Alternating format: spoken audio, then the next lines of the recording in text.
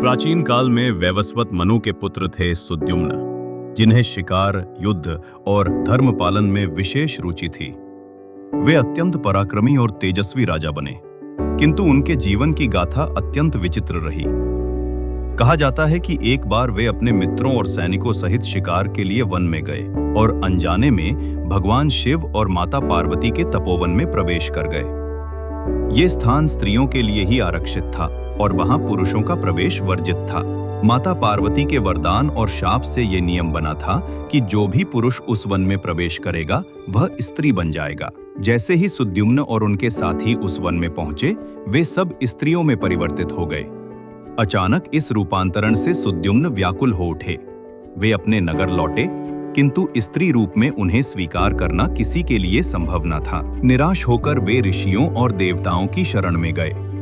ब्रह्मा ने करुणा दिखाते हुए कहा कि वे पुनः पुरुष बन सकते हैं, किंतु ये नियति उनसे जुड़ी रहेगी। तब वरदान मिला कि वे 1 मास पुरुष और 1 मास स्त्री रहेंगे।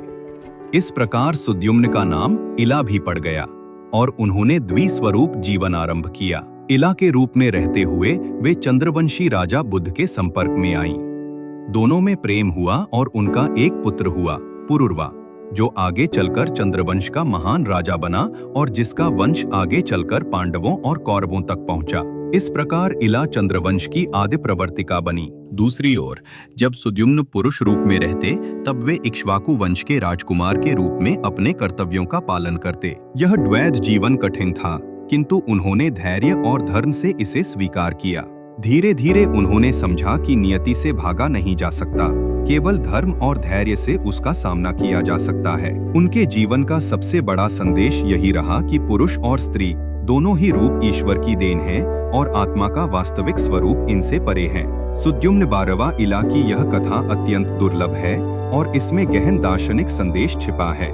यह हमें सिखाती है कि जीवन के परिवर्तनों को धैर्यपूर्वक स्वीकार करना ही धर्म है, और चाहे जो भी परिस्थितियां हों, करुणा और धर्म का मार्ग ही स्थायी है। मित्रों, यह थी राजा सुद्युम्न और इला की अद्भुत कथा, एक ऐसी गाथा जो नियति, शाप, प्रेम और धर्म की गहराइयों को छूती है। इससे हमें यही शिक्षा मिलती है कि जीवन के उतार चढ़ाव चाहे जैसे हों, सच्चा धर्म वही है जो हर परिस्थिति में धैर्य और सत्य का मार्ग दिखाए। अगर आपको यह कथा पसंद आई हो तो कर्मधरा चैनल को सब्सक्राइब करें और अगली बार फिर मिलेंगे एक और दुर्लभ पौराणिक गाथा के साथ।